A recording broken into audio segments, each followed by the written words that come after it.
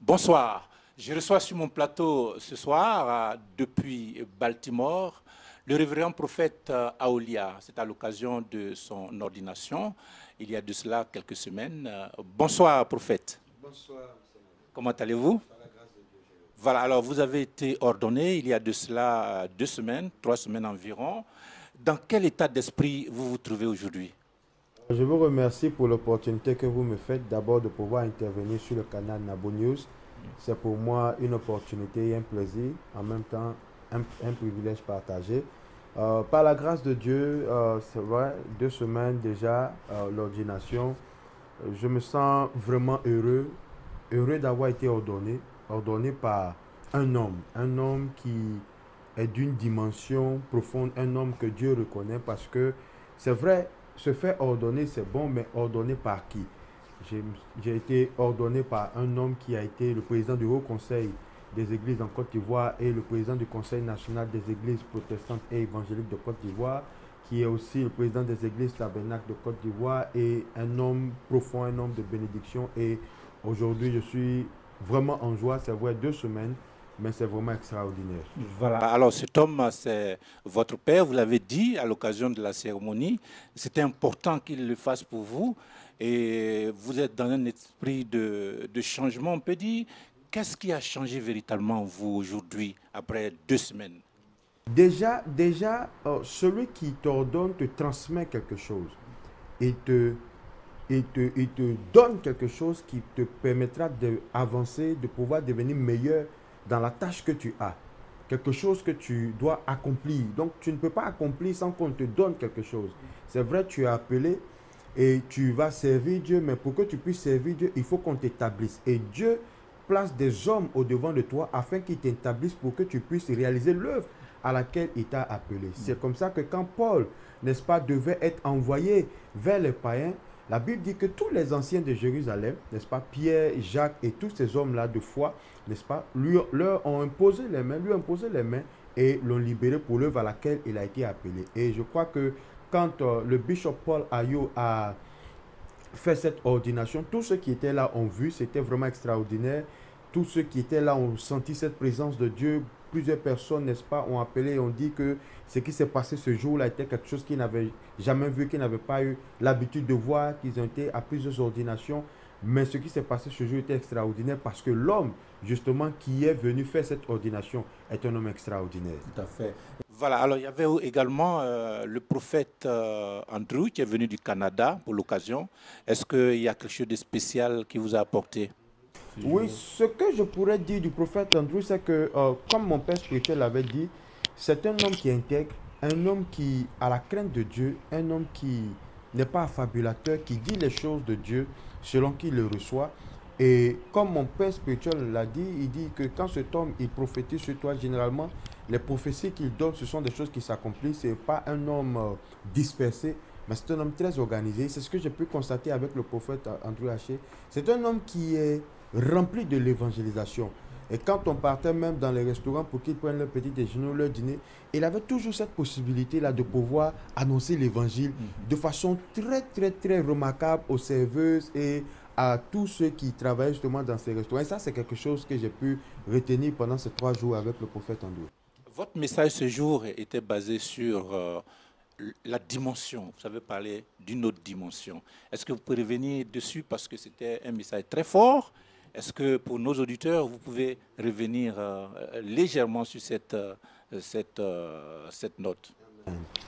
Ce que je pourrais dire au niveau des dimensions, parce que selon que le Seigneur m'a montré, et le Seigneur m'a montré qu'il y a les niveaux et il y a les dimensions.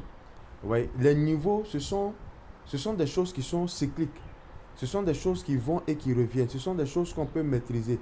Ce sont des choses dont on peut définir les contours. Mais les dimensions, ce sont justement les choses là qu'on ne peut pas définir, les choses qu'on ne peut pas expliquer, des choses qui arrivent, n'est-ce pas, sans qu'il n'y ait aucune intervention humaine, naturelle, physique, et quoi que ce soit. On peut dire alors que c'est Dieu, C'est Dieu, de la part de Dieu. Ça vient de la part de Dieu, mais ça vient aussi avec la profondeur de l'homme. Oui. De ce qu'il connaît de Dieu, de ce qu'il sait de Dieu. Pas tout le monde qui peut avoir. Ça veut dire effectivement, tout le monde ne peut pas être dans une dimension. On parle de Dieu d'Abraham, Dieu d'Isaac et Dieu de Jacob, Mais on ne dit pas, par exemple, Dieu de Josué. On ne dit pas, par exemple, Dieu de Ruben. On ne dit pas, par exemple, Dieu de Judas. Pourquoi? Parce que eux, n'est-ce pas, bien même qu'ils sont sortis des dimensions, ils sont restés dans les niveaux. Ouais. Les niveaux, c'est quoi? Les niveaux, c'est des étapes ou c'est des surfaces dans lesquelles nous sommes, où nous n'avons pas, nous sommes limités en fait. Notre onction, notre façon d'opérer, notre délivrance, etc. Enfin, notre temps de ministère, tout ce qu'on fait est limité. Ouais. Comme quand Jésus disait, il est allé, et les disciples sont allés, ils ont croisé ce démon lunatique qu'ils n'ont pas réussi à chasser.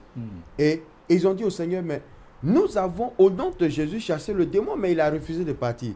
Alors Jésus lui dit, il dit, écoutez, cette sorte de démon ne sort que par le jeûne et par la prière. Donc il y a un niveau de consécration que vous devez avoir, il y a un niveau de connaissance que vous devez avoir, que vous devez savoir et connaître de Dieu avant d'être capable de réaliser un certain type d'exploit dans le ministère. Il y a eu une autre partie, on pourra dire très importante de cette cérémonie, concernant votre épouse qui doit vous accompagner dans ce ministère. Elle a aussi été au moins, si je peux le dire ainsi. Comment vous expliquez cela pour nos auditeurs? Okay.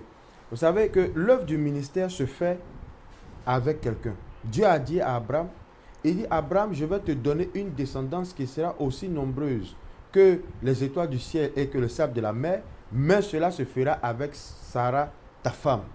Donc, une femme accompagne un homme. Une femme est la moitié de l'homme, mais elle est l'élément catalyseur qui permet au ministère d'un homme de Dieu de pouvoir prendre de l'ampleur ou bien avoir de la propulsion. Une femme peut être, comme quelqu'un le dirait, elle peut être un cimetière ou elle peut être une piste de décollage. Tout dépend de la femme que nous avons autour de nous. Écoutez, Moïse avait une femme du nom de Séphora, qu'il avait eu qui est la fille de Jéthro, qui était son beau-père. Cette femme était auprès de Moïse pendant que Moïse était berger. Mais quand Moïse s'apprêtait maintenant à rentrer dans le ministère, Séphora est devenue un problème dans le ministère de Moïse, jusqu'à ce que Moïse se sépare d'elle. Séphora était une belle femme, c'était une bonne femme. Elle a eu 2 enfants avec Moïse, mais ce n'est pas parce qu'elle était une femme qu'elle pouvait être une femme de ministère. Vous voyez? C'est pour ça qu'un homme de Dieu a besoin d'avoir une femme, non pas une femme comme les autres, mais une femme de ministère, c'est-à-dire une femme qui est capable de supporter la charge de l'appel, n'est-ce pas, de l'homme avec qui elle est mariée. C'est pour ça qu'on prie sur la femme. L'onction sur la vie de la femme n'est pas au même titre que l'onction sur la vie de l'homme. C'est une onction pour accompagner le ministère de l'homme de Dieu. Alors ça s'est passé sur 3 jours, vendredi, samedi et dimanche. On a noté aussi quelque chose, une pluie diluvienne ce jour-là. Est-ce le signe d'une bénédiction également que Dieu vous a apporté dans votre consécration? Ça, c'est une très belle question. Effectivement, il y a une pluie diluvienne. N'est-ce pas? La pluie peut être symbole de beaucoup de choses, mais je vais retenir 2 aspects ici. La pluie est un symbole soit de bénédiction ou est un symbole soit de destruction. Par exemple, dans le cas de Noé, la pluie était un gros symbole de destruction. Vous comprenez? Mais c'est aussi un symbole de bénédiction parce que la Bible dit là, par exemple, que le vent du nord enfante la pluie. Vous voyez? Le vent du nord enfante la pluie. Donc, quand la pluie est diluvienne, ça veut dire qu'elle apporte beaucoup de bénédictions, elle apporte beaucoup de grâce. Et le fait qu'elle soit diluvienne, le thème eau, n'est-ce pas, dans la parole de Dieu représente aussi le monde.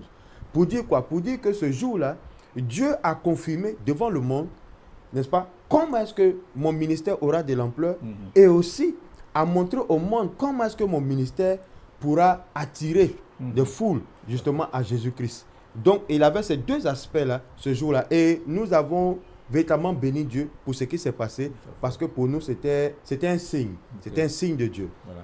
Alors, c'est l'église du sanctuaire glorieux. Est-ce qu'il y a une signification? Qu'est-ce qui vous a donné, poussé, inspiré ce nom, le sanctuaire glorieux? Lors d'une prière, Dieu m'a, n'est-ce pas, demandé d'établir une église. Et quand il m'a demandé d'établir cette église, il m'a dit que cette église va s'appeler l'église du sanctuaire glorieux. Pourquoi sanctuaire glorieux? Oui, ça se trouve, la référence de l'église se trouve en Exode 25, verset 8. Et le sanctuaire glorieux parce que La Bible déclare que nos corps sont les temples du Saint-Esprit déjà. Donc nous sommes des sanctuaires. Mais nous sommes des sanctuaires glorieux par la présence de Jésus-Christ en notre milieu. Alors la Bible dit, Dieu a dit aux enfants d'Israël, il dit, faites-moi un sanctuaire et j'habiterai au milieu de vous. Vous savez que les féticheurs ont des sanctuaires. Les marabouts ont des sanctuaires. Mais nous, nous avons un sanctuaire qui n'est pas le sanctuaire que eux, ils ont. Nous avons un sanctuaire glorieux par la présence de Jésus-Christ qui est avec nous. Alors, notre entretien tire à sa fin.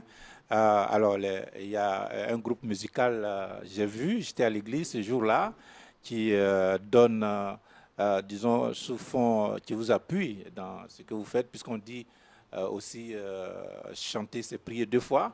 On les appelle les voix du sanctuaire. Voilà, les voix du sanctuaire. Vous allez donc lancer un appel. Quel serait votre dernier mot aux membres du sanctuaire glorieux et les inviter également à d'autres qui ne sont pas encore membres de cette église à venir dans votre ministère? Merci beaucoup.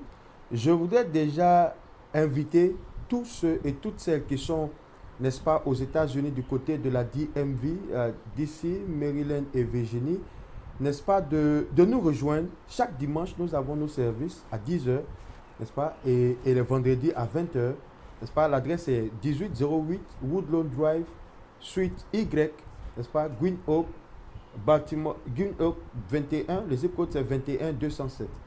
C'est un lieu où nous prêchons l'évangile de Jésus-Christ. Nous croyons en la parole de Dieu, nous croyons en la puissance rédemptrice de Jésus-Christ. Nous croyons que Jésus-Christ est mort pour le pardon de nos péchés et nous avons le devoir de nous disposer de l'adorer véritablement afin d'hériter le royaume des cieux. Nous parlons des bénédictions, c'est vrai, nous parlons des délivrances, c'est vrai, mais nous avons l'accent sur le retour de Jésus-Christ, sur l'éternité où nous allons résider. Si vous vivez une vie dans laquelle vous avez tout ce que vous avez, selon ce que le monde peut accorder, et que vous ratez l'essentiel qui est le ciel, alors c'est que vous avez raté votre vie.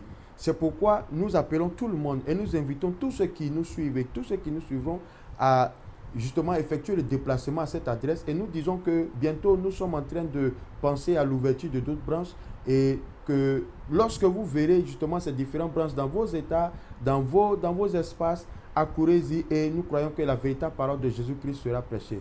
Nous avons les Voix du Sanctuaire qui est un groupe musical en formation puisque vous savez que l'église existe il n'y a pas vraiment longtemps. Elle est très jeune. Elle est très jeune et nous avons besoin de chanter. Si vous chantez, si vous avez le don de Dieu, si vous cherchez une église où on prêche la parole vraie, où vous avez besoin d'être en tout cas discipliné et enseigné, alors cette église sera la vôtre. Si vous êtes un instrumentiste, si vous êtes un chanteur, vous serez les bienvenus avec nous et ensemble nous allons glorifier Jésus-Christ.